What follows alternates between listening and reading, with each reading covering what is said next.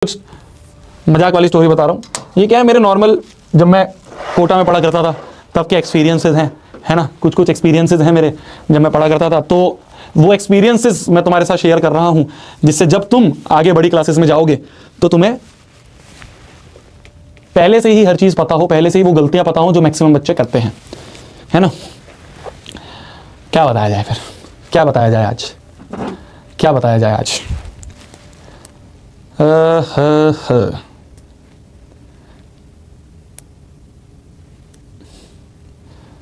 तो मैंने तुम्हें पिछली क्लास में बताया था कि मेरे मैथमेटिक्स में जो मेरी कोचिंग का, जब मैं जेई की कोचिंग करता था, तो जेई की कोचिंग में मेरे मैथमेटिक्स के टेस्ट में -1 नंबर आए थे, है ना। मैंने तुम्हें बताया था सबसे पहला टेस्ट जो था मेरा, उसमें मेरे -1 नंबर आए थे। अब जब वो -1 नंबर आए ना, तो पता नहीं क्यों मैंने ये देखा यार मेरे आसपास वाले बच्चे जो है सबके अच्छे नंबर आ रहे हैं, मेरे -1 क्यों आए, है ना। मैंने देखा यार कुछ बच्चे ऐसे हैं, क्योंकि क्या है, जो जेई का एग्जाम होता है ना, आज थोड़ा तुम्हें और अच्छे समझ में आएगा। जो बच्चे भी, जितने बच्चे भी हैं जो जेई के लिए आगे सोच रहे हैं करने की, जो जेई का एग्जाम होता है ना, जेई मेंस का एग्जाम अगर मैं बात करूं, तो जेई मेंस का जो एग्जाम होता है, जेई 2 पार्ट में होता है। जेई के 2 पार्ट होते हैं, 2 स्टेप्स होते हैं। पहला स्टेप होता है जेई मेंस, जो बच्चे जेई मेंस क्वालिफाई करते हैं वो बच्चे जाते हैं जेई एडवांस का देने। तो हमारे कोचिंग में दोनों टाइप के टेस्ट होते थे, कभी जेई एडवांस का टेस्ट होता था, जेई एडवांस लेवल का मतलब हाई लेवल का, कई बार जेई मेंस लेवल का टेस्ट होता था। तो जो पहला टेस्ट था जेई मेंस लेवल का था। जेई मेंस जो है उसमें मैक्सिमम मार्क्स जो होते हैं वो 360 होते हैं, ठीक है। तो हमारा भी 360 नंबर का पेपर था, और मैंने ये देखा मेरी क्लास में बच्चों के 340 आ रहे हैं, 350 नंबर भी आ रहे हैं, 355 नंबर भी आ रहे हैं, 250 नंबर भी आ रहे हैं, है ना। तो मैं तो मैथ्स में -1 पे था। तो मैंने ये सोचा कि यार ऐसा क्या मैं गलतियां कर रहा हूँ कि मेरे इतने नंबर आए हैं। मेरे आसपास वाले जितने दोस्त थे सब इतने अच्छे अच्छे नंबर लाए हैं। एक हमारा ग्रुप था जिसमें काफ़ी अच्छे अच्छे टॉपर जो होते हैं ना, वो सब थे दोस्त। तो उस ग्रुप में मैंने देखा 340, 350, 355, 356 ऐसे नंबर है, और मैं बैठा हुआ था 120 में। फिजिक्स केमिस्ट्री मैथ्स तीनों के होते थे। मैथ्स में मेरे -1 थे, फिजिक्स और केमिस्ट्री में थोड़े थोड़े नंबर थे, तो जिससे टोटल 120 हो गया था। तो मैं थोड़ा सा ऐसे परेशान हो गया, मेरे को ऐसा लगा पता नहीं यार क्या हो रहा है। और उस परेशानी में पता नहीं मेरे दिमाग में क्या सूझी, और मैं नाई की दुकान पे गया और मैंने कहा बाल उड़ा दे मेरे। पता नहीं क्या हुआ यार, मतलब है बहुत बचपने वाली बात या क्या है, और मैं गंजा हो गया। तो मेरी फोटो भी है, अगर फोटो देखना चाहोगे, पता नहीं है या नहीं मेरे पास फोटो,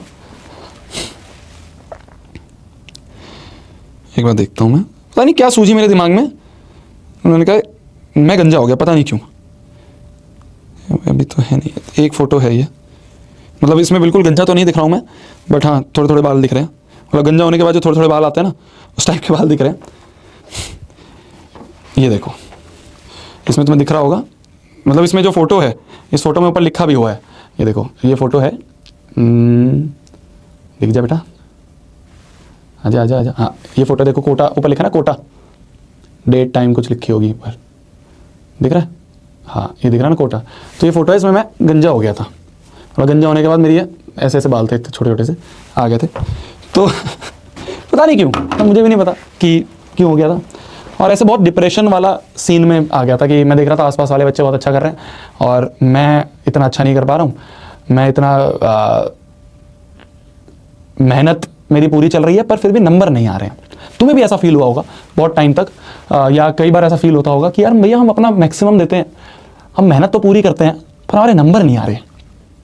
होता है ऐसा कि भैया शायद जो क्लास का टॉपर है वो भी इतनी मेहनत नहीं कर रहा होगा, वो भी इतने घंटे नहीं पढ़ रहा होगा जितने घंटे मैं पढ़ रही हूँ, फिर भी उसके ज़्यादा अच्छे नंबर आ रहे हैं, मेरे नहीं आ पा रहे हैं। इसका रीज़न क्या है?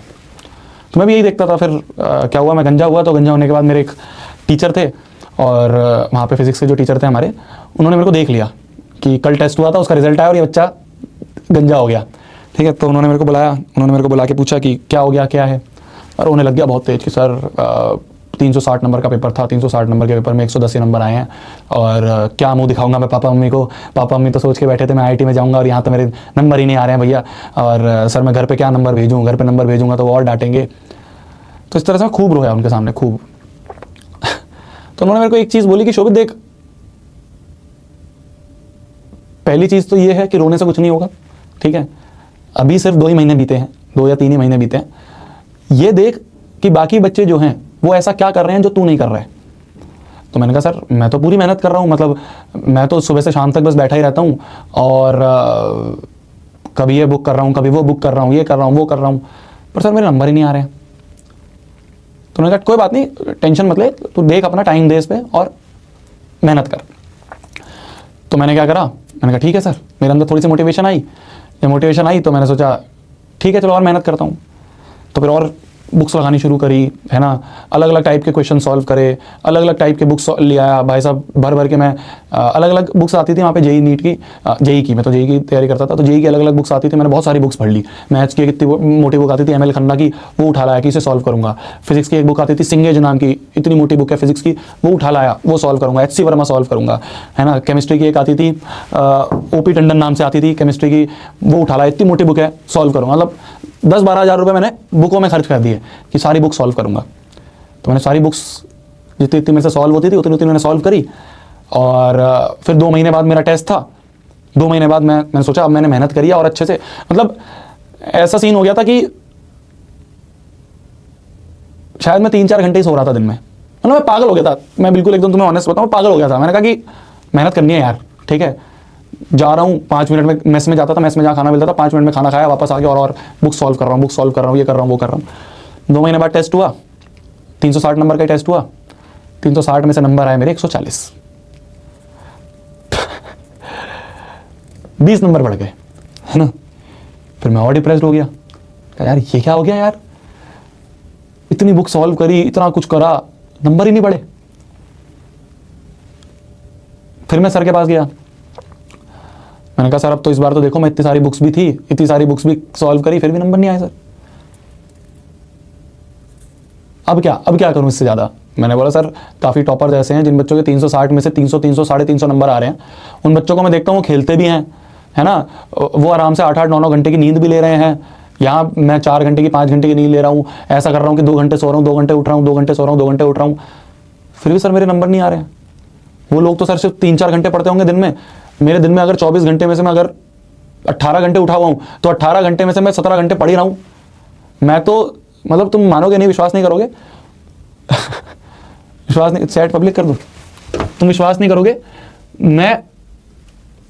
अगर मैं कमोड पे भी बैठा होता था ना, तो मैं कमोड में भी बुक लेके बैठता था कि इस टाइम को भी वेस्ट नहीं करूंगा और पढ़ूंगा। तो सर इस बार तो आप देखो इतनी मेहनत करिए सर, जब भी नहीं हो रहा है। तो फिजिक्स वाले सर ने कहा मेहनत तू कर रहा है, पर मेहनत तू सही डायरेक्शन में नहीं कर रहा है। मैंने कहा यार देखो ये जो तुम ज्ञानी बातें करते हो ना सर, ये नहीं समझ में आ रही है, और ठीक है देखा जाएगा जो होगा, और मैं तो ऐसे ही करते रहूँगा, तो ऐसे ही मेहनत करते रहूँगा। आगे कुछ महीने और 1-2 महीने और बीते, मैं इसी तरह से मेहनत करता रहा कि यार बुक सॉल्व कर रहा हूँ। फिर अगला टेस्ट हुआ, अगले टेस्ट के बाद मैं फिर वही 120, 130, 140 की रेंज मेरा। फिर मैं एक और टीचर के पास गया जो हमारे केमिस्ट्री के टीचर थे। उनके पास जब मैं गया तो मैंने उनके सामने भी यही बोला कि सर बहुत मेहनत कर रहा हूँ सर, मेहनत करने के बाद भी रिजल्ट नहीं मिल रहा है, क्या करा जाए। तो उन्होंने मेरे को ये बताया सेम आंसर कि राइट डायरेक्शन में नहीं कर रहा है, गधे की तरह मजदूरी तो कर रहा है पर राइट डायरेक्शन में नहीं कर रहा है। मैंने कहा सर वो राइट डायरेक्शन क्या है वो बता दो आप। तो उसने कहा तूने बुक सॉल्व करी है बहुत सारी। मैंने कहा हाँ जी करी है सर। कह रहे उन बुक्स में से कौन सी ऐसी बुक है जिसका एक एक क्वेश्चन तूने फाइनल आंसर तक निकाला है। मैंने कहा सर मतलब। उन्होंने कहा मतलब जो भी बुक्स तू सॉल्व कर रहा है, क्या उन बुक्स को तू सीरियसली सॉल्व कर रहा है या सिर्फ इसलिए कर रहा है कि बहुत सारे नंबर ऑफ क्वेश्चंस कर लेता हूं, बहुत सारे नंबर ऑफ क्वेश्चंस कर लेता हूं। मैंने कहा सर, वो कह रहे बता अगर कोई क्वेश्चन में डाउट होता है तो क्या करता है तू। मैंने कहा सर अगर कोई क्वेश्चन में डाउट आता है तो मैं तो उस पर सर्कल लगाता हूं और आगे बढ़ जाता हूं। तो सर ने पूछा फिर उस सर्कल का क्या होता है। मैंने कहा सर मतलब अगर टाइम मिलता है तो मैं किसी टीचर से डिस्कस कर लेता हूँ या किसी टॉपर से डिस्कस कर लेता हूँ, नहीं टाइम मिलता है तो वो छूट जाता है। कह रहे वहीं तो दिक्कत है, वहीं तो दिक्कत है। जो तेरे को क्वेश्चन आता है तू सिर्फ उसी टाइप के क्वेश्चन करे जा रहा है। जिस क्वेश्चन में तू अटक रहा है उस क्वेश्चन को तू इग्नोर करे जा रहा है। उस क्वेश्चन पे तू गोला लगा रहा है और गोला लगा के आगे बढ़ रहा है। जीवन भर ये गोला गोला ही रह जाएगा, ये तो कभी सॉल्व हो ही नहीं पाएगा। तो ये डिपेंड नहीं करता है कि आप कितने नंबर ऑफ क्वेश्चन सॉल्व कर रहे हो, ये डिपेंड करता है कि अगर आप 10 भी क्वेश्चन सॉल्व कर रहे हो ना तो उस 10 क्वेश्चन को फाइनल आंसर तक लेके आओ। हमारी आदत होती है कि डाउट आ रहा है, ठीक है यार उस पर गोला लगाया और गोला लगा के हम अपने आप को सेटिस्फाई कर देते हैं कि वाह यार मैंने तो अटेम्प्ट करा था, मेरे से हो नहीं पाया, मैंने गोला लगा दिया। अरे वो गोला गोला ही रह जाएगा, फिर बाद में तेरे पास सेम टाइप का क्वेश्चन आएगा, फिर तू उसमें अटकेगा, फिर तू उस पर गोला लगाएगा, फिर 5 महीने बाद वापस वो क्वेश्चन आएगा, फिर तू उस पर गोला लगाएगा, फिर आगे बढ़ जाएगा और शायद वही गोले वाला क्वेश्चन तेरे एग्जाम में आ जाएगा, फिर तू कहेगा ये तो डाउट था, बस फिर तो गया। समझे मेरी बात को? समझे मेरी बात को? तो डिपेंड ये नहीं करता है कि तुम कितनी क्वांटिटी ऑफ क्वेश्चंस कर रहे हो, डिपेंड ये करता है कि तुम जितने भी कर रहे हो क्या उसको सही से कर रहे हो। मेरे को सर ने बोला तेरे को कोचिंग वालों ने मॉड्यूल दिया है, तू उस मॉड्यूल को सॉल्व करता है? मैंने कहा सर मॉड्यूल कौन सॉल्व करेगा, मैंने तो सर सिंगेज ले रखी है, मैंने तो सर ओपी टंडन ले रखी है, मैंने तो सर एमएल खन्ना ले रखी है, मैंने तो सर आर.डी. शर्मा ले रखी है, मैंने तो सर एच.सी. वर्मा ले रखी है, मैं तो वो सॉल्व करता हूँ। मॉड्यूल क्या सॉल्व करना सर मॉड्यूल? तो सर ने बताया जो मॉड्यूल तेरे को दी हुई है ना कोचिंग में, ये इन सारी बुक्स को स्टडी करने के बाद जो बेस्ट क्वेश्चंस हैं उनको एक जगह एकाग्रित करके मॉड्यूल दे रखा है। तो जो तेरे को दे रखा है, जो तेरे को सोने का कटोरा दे रखा है, तो उसको छोड़ के बाकी हर जगह पे घूम रहा है। ऐसा नहीं है कि वो सारी बुक्स गंदी हैं या वो सारी बुक्स खराब हैं, इन सारी बुक्स को करने का तेरे पास टाइम ही नहीं है। इनमें से जो इंपॉर्टेंट क्वेश्चंस तेरे को करने हैं वो सारे इंपॉर्टेंट क्वेश्चंस कोचिंग वालों ने टाइम लगा के उस मॉड्यूल में डाले हैं, तो सिर्फ उसको कर, सिर्फ उसको कर।